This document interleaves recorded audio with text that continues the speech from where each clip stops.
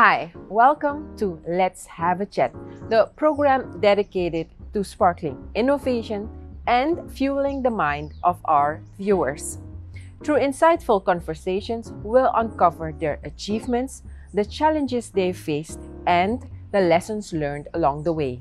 So be ready to be motivated, inspired, and equipped with the knowledge to turn your entrepreneurial dreams into reality. Let's have a chat.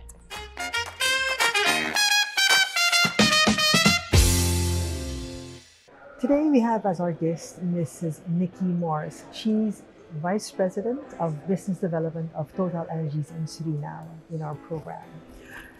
Mrs. Morris, welcome. Okay, can you introduce yourself a little bit, tell us a little bit more about yourself? And you are a woman in a very male-dominated industry, so maybe that's also a nice topic to talk about a little bit. How did you end up in oil and gas? And let's get to know you a little better. Yeah, no, absolutely. Thank you. And we had a great panel discussion here at SIAG talking to young students to help give some advice and pointers on how to navigate maybe next steps for them. So for me, in getting to business development was new. So the last 16 years, I've been in the geoscience, engineering side of the industry. And then, as you mentioned, also very male dominated, but ladies, don't be intimidated. You can do it just the same as they can. And so I had, prior to joining Total, about 10 years in the US, operations, drilling, US onshore, in oil and gas upstream.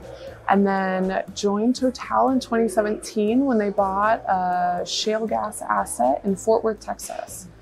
And that's what got me to join this great group that has brought me to Suriname. I ended up going to Paris for a couple years with my family. My family now consists of 3 kids and my husband, who all arrived in Suriname last August and have been here almost a year. So it's been a great experience. You're giving advice, don't be intimidated by the male dominance in the industry. Were you ever? Oh, absolutely. And I think that's where you learn, you have to have a voice. You've got to be passionate and really love what you do. And it kind of navigates where you may head. So it navigated me to Paris, saying, why not? And then it brought me to Suriname, where I only knew a couple months before arriving.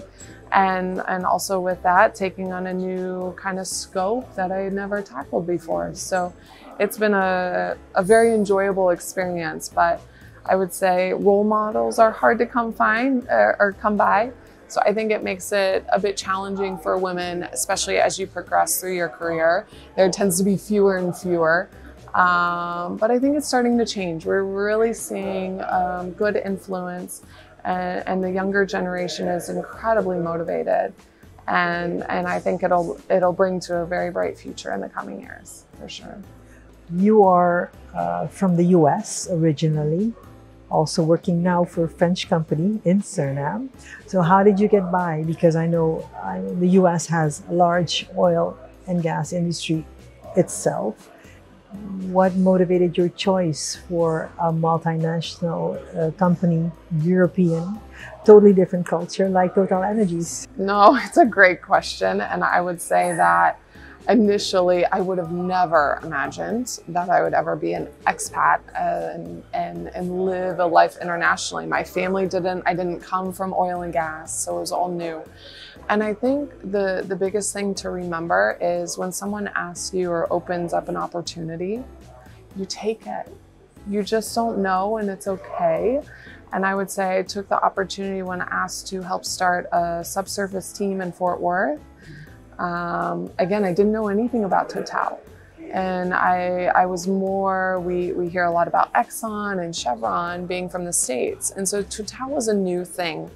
You are absolutely right. The European mindset is very different than maybe your traditional Texan. Becoming a management and a business leader, you really need to see all sides of that, because then that makes you better at your job. It's better skills, and you can guide and mentor much better when you have a different perspective and pull yourself out of your comfort zone, i.e. in the US and going to France. So I think the opportunity arose and we took it kind of full steam ahead And then when this one came as well, coming to Suriname, I think it's been a really good experience, and especially because oil and gas is really picking up now in Suriname. So it's a fabulous opportunity to see the growth and motivation and hopes that are happening here, living here.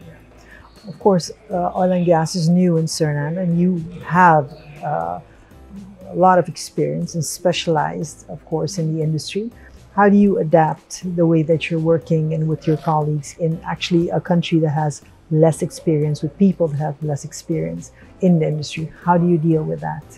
Yeah, so that's a really good point. And I think the first thing you have to do, which can be tough sometimes, I would say when you first arrive, you need to understand the landscape. And these are for newcomers in the industry. I would say the exact same thing. You'll hit this hurdle no matter where you go. If you're first starting or if you're 20 years in, it doesn't matter. You need to do it. You don't have to be a reservoir engineer to get involved into energy. Energy consists of many avenues, and finance and accounting and HR, communications. I mean, all of these things. And you can find those skills anywhere. Every country has them. So I think it's pairing up, doing a lot of mentoring and coaching, and really being an active listener is really key. I think so. Mentoring, coaching, because we're looking at you with more experience to lift us up into the next phase of where we're supposed to be heading into production in Suriname. What do you think is the opportunity for Suriname? You've been in this country for a while now, a couple of months. You've seen Suriname. What do you think that the discovery of oil and maybe gas in the future can mean for this country? No, I think it's really exciting, and it's cool to see as we progress with the project and as we move forward on different topics, that I think there's some near-term easier wins that will start to happen in the next couple of years. But then when we talk about these projects, these are 30, 50 years that things can evolve, and then you adapt. So there's a direct impact, but then the indirect impact for their families, education, other sectors that are here in Suriname. It's really cool. There's a lot of what I would call running room to happen in Suriname. And I would say that the people are very motivated. They're hard workers, and they just want to learn and improve the quality of life through energy. And that's our hope. Okay. Well, what is your advice for the young people who want to grow with the sector for the coming decades? Because we're talking about schooling. We don't have the full capability of training them here locally.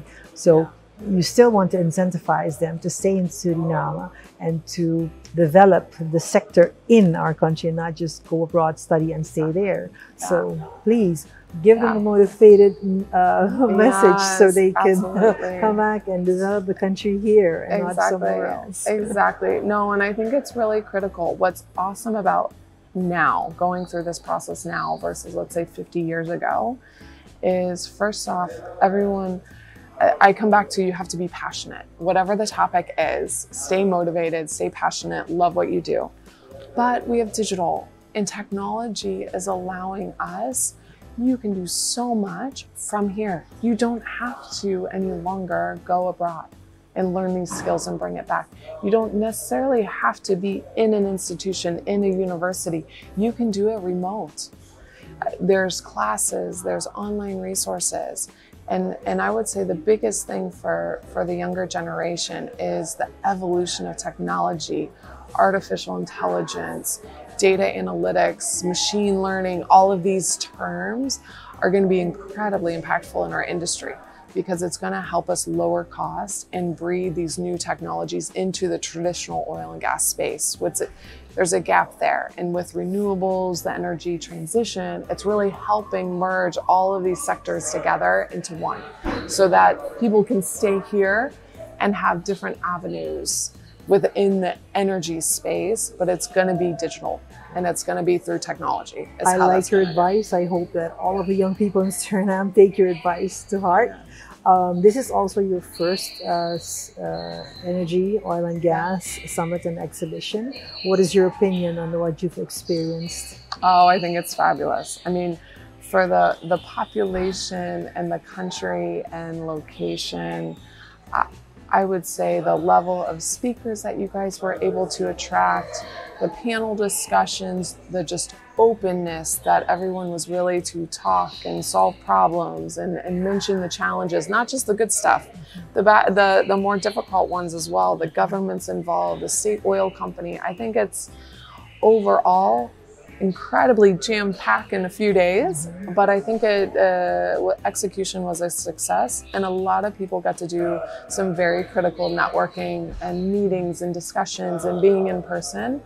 And I don't know how many countries were represented, but the people I ran into, there was, I mean, so many different people here from all across the world. So it's you guys should be very proud of the type of symposium that was had here. How does this add to the international collaboration of TotalEnergies overall? I mean, of course, you're working in Suriname now and you're focused here, but I mean, you're seeing all these people from all over the world. Exactly. How does it affect? No, it's a great question, because we have assets in not only oil and gas, but renewables and LNG globally.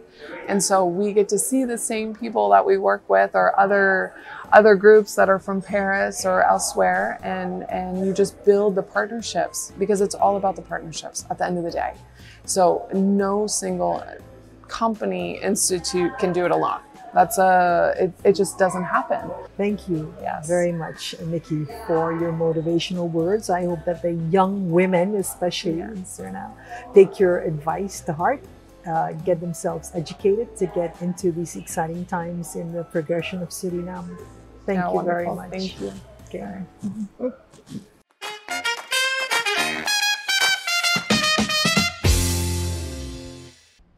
That was an interesting chat with Mrs. Nikki Morris, Vice President of Business Development of TotalEnergies Suriname.